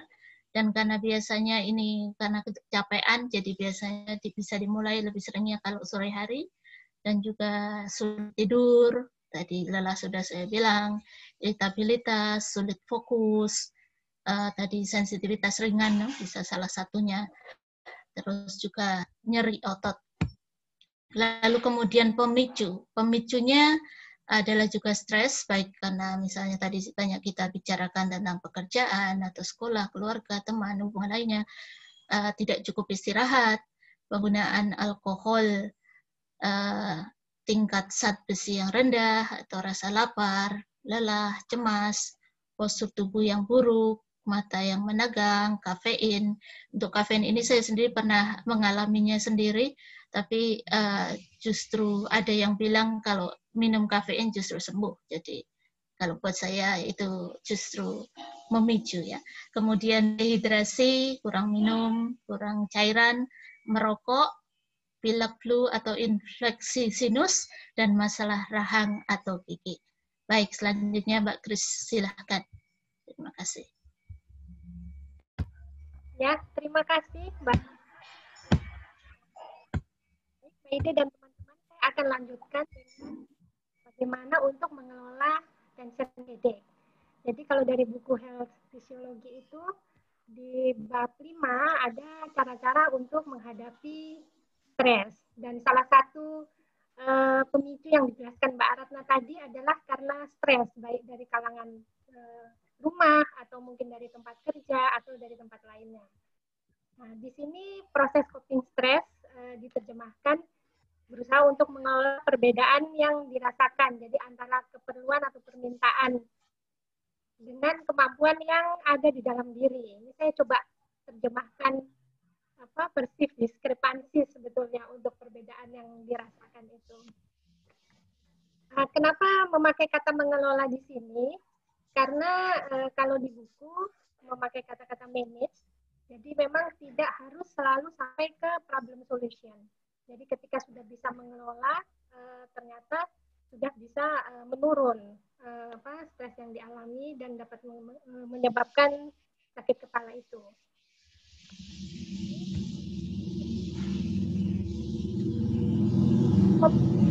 Jadi coping ini dapat mengubah masalah atau menurunkan masalah yang menjadi pemicu stres itu sendiri, dan juga dapat mengatur respon emosional terhadap masalah yang ada. Kemudian ini dibagi dua menjadi emotion focus coping dan problem focus coping. Untuk yang emotion focus coping ini, kita diajarkan untuk mengontrol respon emosional bila terjadi keadaan stres. Kemudian diajarkan pula untuk mengatur respon emosionalnya ini dengan pendekatan secara behavior dan kognitif. Mbak Ratna mungkin bisa ke slide dulu, slide berikutnya sebelum saya jelasin problem focus. Ya. Nah, di emotion focus coping ini untuk pendekatan yang behavioral itu disebutkan ada pemakaian alkohol dan obat. Tadi sempat diskusi sama Mbak Ratna, rasanya kalau di Indonesia mungkin pemakaian alkohol untuk pendekatan ini mungkin secara budaya kurang cocok. Jadi tadi kita kesepakatan mungkin ini dipakai di luar negeri. Jadi mungkin kalau yang ini kurang cocok untuk Indonesia. Yang kedua itu mencari dukungan sosial emosional dari teman dekat atau dari relatif, dari saudara, dan juga ada yang menyibukkan diri dengan kegiatan lainnya. Jadi dia terdistraksi dengan kegiatan baru yang membuatnya tuh jauh dari problem yang ada sekarang. Bagaimana dengan kognitifnya? Di kognitif ini kita mengajak untuk melihat dari point of view yang beda. Jadi misalnya kalau yang mengalami orang lain, bagaimana mereka berpikir tentang keadaan stres itu sendiri. Kemudian kita definisikan ulang, bila dilihat dari sudut pandang yang berbeda, bagaimana? Coba kita kita menilai ulang situasinya. Misalkan ibu saya terkena mungkin sakit kepala, dia nggak bisa keluar rumah, dia merasa biasanya aktif, nggak bisa keluar rumah. Tapi kalau kita lihat dari mendefinisikan ulang, oh ibu memang harus sakit kepala jadi nggak bisa keluar rumah karena sekarang lagi COVID dan saudaranya ibu ada yang meninggal. Coba kalau ibu sehat pasti sudah lari buat layat, biasanya seperti itu. Tapi sekarang kan benar-benar nggak bisa keluar rumah jadi aman. Gitu. Kemudian kita juga mencari hal-hal baik apa sebagai insight dari problem. Kemudian ada juga yang dari teori Freud yang namanya defense mechanism. Mbak Ratna bisa tolong balik lagi ke slide sebelumnya. Ya. Ini bukan? Ya, benar. Betul kan? Yang betul yang ini ya. Ya. Kemudian yang problem focus coping ini diminta untuk mengurangi tuntutan pada keadaan stres yang dialami. Kemudian juga untuk meluaskan kapasitas diri untuk dapat menghadapi situasi stres yang terjadi. Oke, next.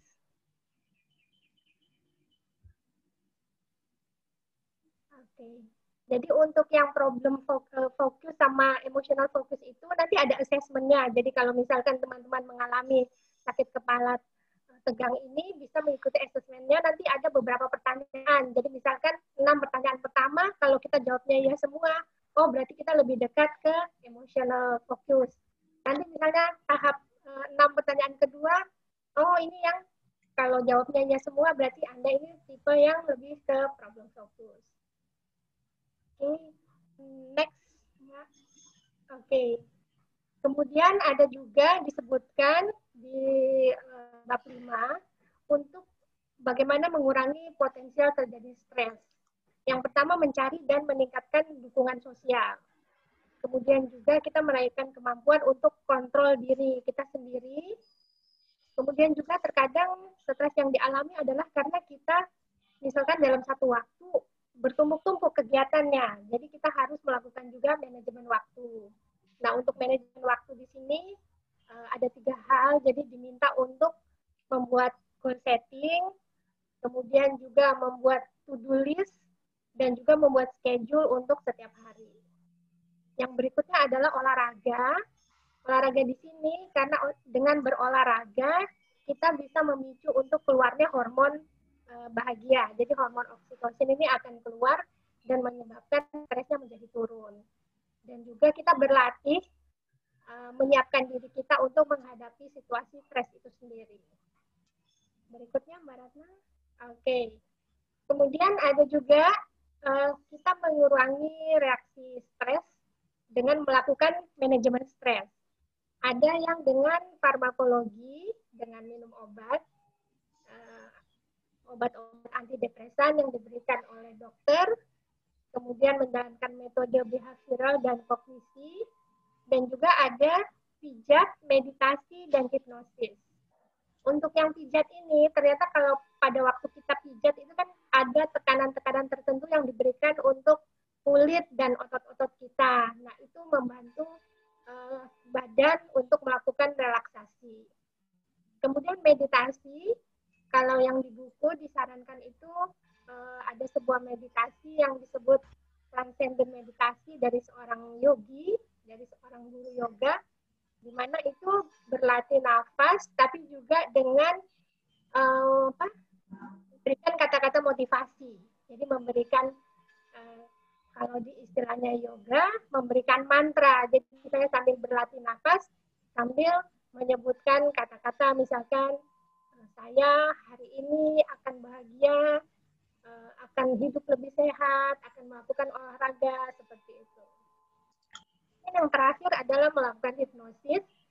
Untuk yang hipnosis, klien dapat kita kirimkan ke hipnoterapi klinis yang bersertifikat. Biasanya nanti kalau di hipnoterapi klinis akan ditanyakan masalahnya apa.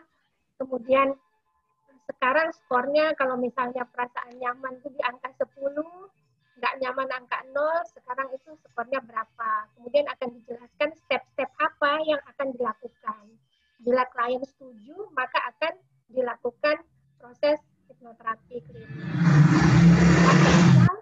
Akan diadakan uji terapi, jadi akan ditanyakan lagi skornya sekarang sudah berubah jadi berapa. Sementara itu yang bisa Mbak Ratna dan saya sampaikan. Terima kasih atas waktunya sudah mendengarkan. Terima kasih Mbak Ide dan teman-teman semua.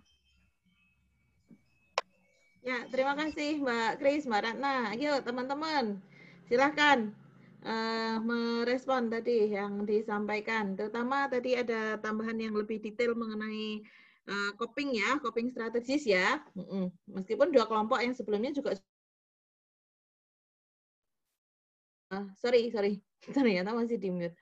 Nah, ini nanti bisa teman-teman bisa berkomentar nih lebih banyak lagi untuk topik yang baru saja disampaikan oleh Mbak Ratna sama Mbak Kris. Terutama yang coping strategi tadi dijelaskan secara lebih detail ya. Ada emotion focus, ada problem fokus gitu ya. Kita berfokus ke mana untuk menghadapi situasi stresor itu. Silakan.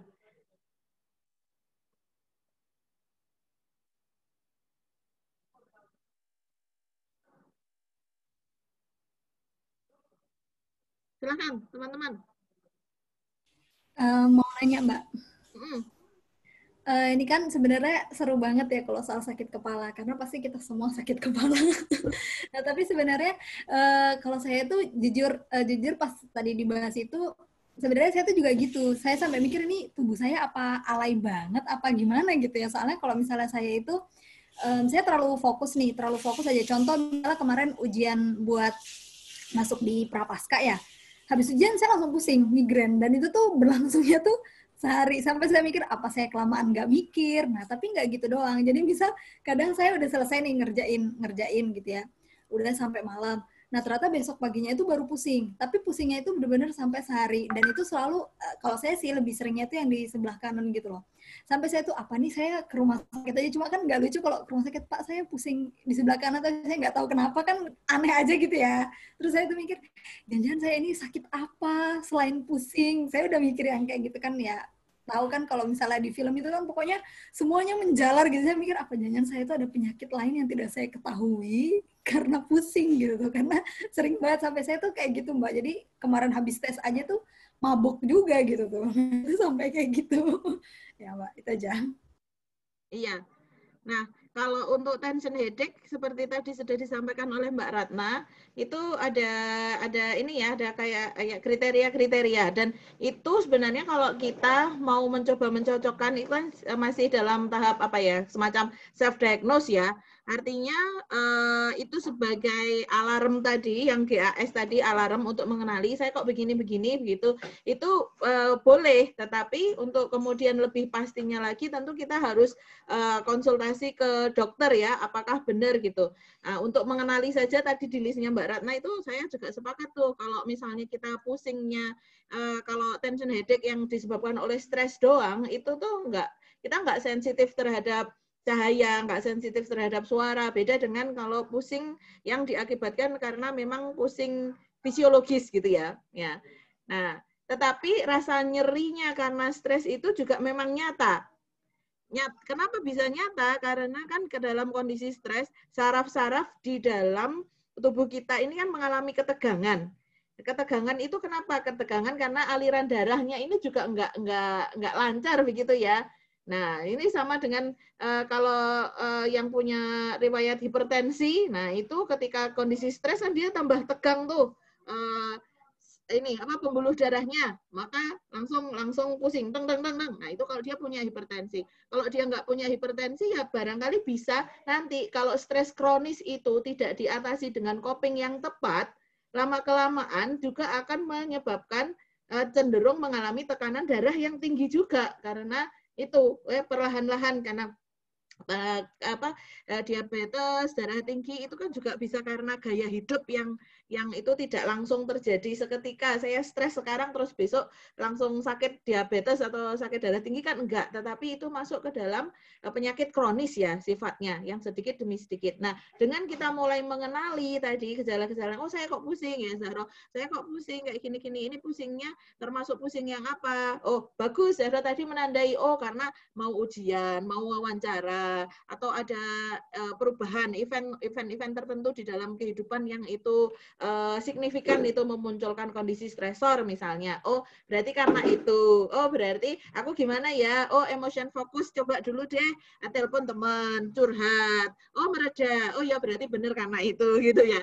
Tapi kalau misalnya oh sudah telepon ke teman kok masih aja ini, kok masih aja nggak nyaman tubuhnya, nggak ada salahnya kita kemudian juga melakukan pemeriksaan dari sisi medis gitu loh, karena tubuh kita kan ya itu, tubuh kita punya diri psikologis ya kan, punya diri fisik, punya diri spiritual. Bisa juga tadi nggak telepon teman, tapi sholat tahajudnya dikencengin misalnya bagi yang muslim gitu, atau berdoa sering-sering misalnya ke gereja, atau konsultasi ke romo. Nah, begitu konsultasi ke romo rasanya kok anglong gitu ya, rasanya kok tenang. Oh berarti ini diri spiritual saya nih yang butuh disapa misalnya gitu. Jadi ada banyak sisi-sisi yang kita nggak, kalau menurut saya pribadi ya, teman-teman boleh punya pendapat yang lain, karena memahami bahwa kita punya sisi-sisi itu tadi ya, oke, kita fleksibel aja untuk menyapa diri kita dari arah yang mana dulu gitu. Nggak usah sakit terus, nggak mungkin, aku nggak mungkin stres, aku tuh orang yang kuat gitu, ini karena sakit ya maunya ke dokter aja, tapi tidak terbuka untuk ada kemungkinan penyembuh yang lain gitu ya. Ini ke dokter, jadi aku tuh kok masih sakit aja toh, padahal udah minum obat, padahal udah ke dokter yang paling bagus, kok tetap aja sakit, kok tetap ada keluhan. Barangkali bukan sisi diri itu yang butuh disapa. Barangkali yang dibutuhkan adalah memperkuat hubungan dalam keluarga, barangkali ya. Oh begitu, ada komunikasi dengan pasangan, ada komunikasi dengan anak, ternyata keluhan fisiknya tadi hilang. Bisa jadi seperti itu ya. Jadi kita terbuka untuk ini. Oh ternyata selama ini saya terlalu banyak mikir gitu, saya kurang pasrah pada Gusti Allah misalnya. Nah berarti itu diri spiritual kita yang butuh disapa. Begitu saya semeleh, begitu saya berserah gitu ya, ya saya sudah berusaha, Tuhan yang memberikan jalan, Tuhan yang memberikan hasilnya, menentukan hasilnya gitu. Ternyata kok bisa tidur, sebelumnya nggak bisa tidur, bisa jadi gitu ya. Jadi kalau pendekatan yang kemarin kita sudah bahas gitu ya, barangkali yang teman-teman sering akan temui itu di literatur itu kan kognitif perilaku ya, behavior ya, kognitif behavior gitu. Karena itu yang populer diteliti, dan itu untuk kontrol randomized control trial dalam penelitian psikologi itu lebih mudah dikontrol, maka hasil penelitian menggunakan pendekatan itu paling banyak ditemukan. Kalau teman-teman nyari jurnal dan segala macam. Tetapi sedikit, ini saya masukkan pendapat pribadi, ya bahwa sebenarnya pendekatan tidak hanya kognitif behavioral saja, ada pendekatan lain, pendekatan spiritual. Ya barangkali Mbak Ratna juga sering menemukan itu ternyata datang heboh gitu, bareng ngobrol-ngobrol gitu, nah ternyata pulang sudah tenang misalnya, seperti itu, karena butuh ada pamong spiritual yang bisa meredakan ketegangan emosinya. Ternyata keluhan fisiknya tadi juga sudah mereda dengan sendirinya bisa. Kalau belum, misalnya Zahra tadi kok masih aja ini, oke, nggak ada salahnya juga kita memastikan kondisi kita, misalnya ambil CT scan, ya toh?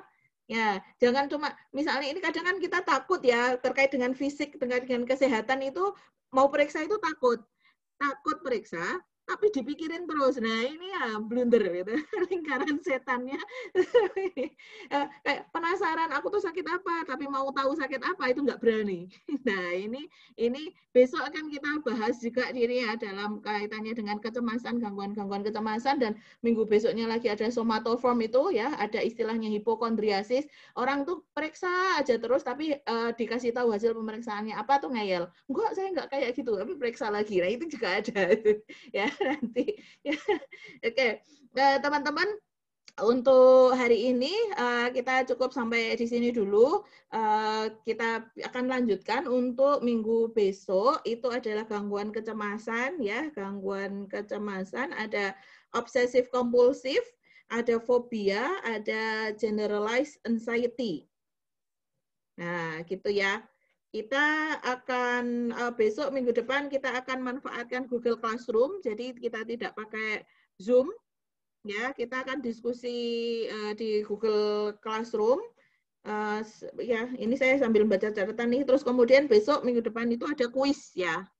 Ada kuis di akhir. Nanti akan saya tempelkan linknya di Google Classroom juga untuk itu kuisnya. Nah, sehingga mungkin kelompoknya masih tetap sama seperti yang sekarang, atau mau ganti, monggo, silahkan senyamannya teman-teman ya. Kalau mau tetap juga nggak apa-apa ya. Berarti tentang OCD, fobia, GAD. Nah, silahkan nanti siapa mau pilih topik yang mana, monggo saya bebaskan juga ke teman-teman. Nah, itu nanti memaparkan OCD itu yang seperti apa, fobia seperti apa, GAD seperti apa begitu. Nanti akan saya buatkan kelompok ruangan-ruangan gitu ya di stream classroom ya. Untuk ini kelompok 1. Jadi sebelum hari Senin saya tolong kasih informasi kelompok 1 itu siapa, membahas topik apa, agar saya bisa bikin ruangan di stream itu. Nah, karena ini sifatnya diskusinya adalah asinkronus, sebenarnya tidak perlu standby selama di jam kuliah kita. Ini bisa diawali kapan saja. Nanti kalau sudah saya kasihkan ruangannya, teman-teman yang menyajikan materi itu silakan posting materinya di situ. Nanti teman-teman yang lain membaca, membuka, terus saling tanya jawab ada di ruangan itu tadi. Gitu ya untuk agenda kita minggu depan. Baik, terima kasih. Alhamdulillah kita sudah selesai, teman-teman. Luar biasa kalau saya melihat mata-matanya ini, pandangan, tatapan mata ini sangat antusias, sangat bersemangat. Saya juga menjadi senang gitu ya untuk bisa ngobrol sama teman-teman. Monggo, kalau misalnya ada yang mau disampaikan lewat WA Group juga silahkan disampaikan saja. Saya akan berusaha untuk catch up sebisa mungkin yang saya bisa lakukan, gitu ya teman-teman. Untuk hari ini. Boleh tanya kan? Monggo Mbak Ratna. Boleh tanya satu. Kan tadi bicara bahwa minggu depan kita ada kuis. Boleh tahu tentang apa itu dari yang semuanya atau minggu ini atau yang minggu depan? Yang bacaan minggu depan. Bacaan minggu depan. Yang gangguan. Bacaan minggu depan. Ya, gangguan kecemasan. Ya, baik, terima kasih. Nah, kuisnya itu di akhir. Jadi kan besok aktivitas dulu nih. Aktivitas dulu. Nah itu maka saya minta tadi itu nama, terus kemudian materinya itu di-share dulu ke saya sebelum hari Senin. Nanti saya bisa ambil poin-poin kuisnya itu dari teman-teman sendiri. Jadi kalau teman-teman baca ya otomatis sudah akan bisa ini sih. Jadi kuisnya adalah setelah aktivitas. Barangkali saya akan buka di sore atau ya pokoknya setelah aktivitas kita di hari Senin itu. Begitu Mbak Ratna. Ya. Atau mungkin kita aja misalnya kapan hari Sabtu sudah ready di upload di ini WAG atau diserahkan per Japri ke saya kisi-kisinya. Nah, habis itu kan pengayaannya pada saat diskusi mungkin ya. Nah, jadi biar masing-masing akan tetap tune in di ruangan diskusi asinkronusnya itu. Boleh kalau misalnya seperti itu silakan lewat WA Group atau Wapri ya, Japri ke saya juga bisa. Gitu ya. Oke, teman-teman. Terima kasih sekali untuk siang hari ini. Semoga tetap sehat, semangat menjalani aktivitas kalian ya, dimanapun berada ya. Tetap jaga semangatnya biar tadi imunnya terjaga juga ya. Kalau happy katanya imunnya juga akan tetap strong gitu. Oke. Kalau begitu saya tutup agenda kita pada siang hari ini. Selamat siang. Assalamualaikum warahmatullahi wabarakatuh. Waalaikumsalam. Waalaikumsalam warahmatullahi Terima kasih, wabarakatuh. Mbak. Ya, sama-sama. Ini saya live biar bisa ke download. Ya.